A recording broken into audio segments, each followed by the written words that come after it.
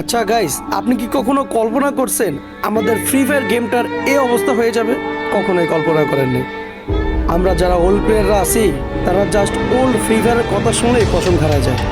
আগের সং, আগের game play, hip hop দেখলে এই মামা হিপ হপ পড়ছে, একটা স্ক্রিনশট মার, ক্রিমিনাল পড়ছে।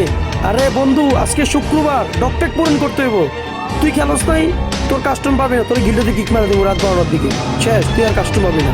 বন্ধু তুই শনিবারের কাস্টম পাইছিস না, তোরটা আগে বানা, আমি পরে বানাবো।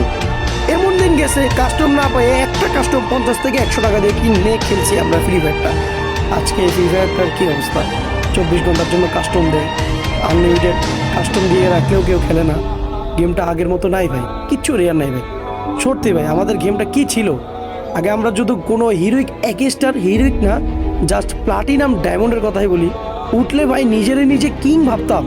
আর এখানে যদি আজকে মাস্টারও উঠে যায়, কোনো ফিলই পাই না।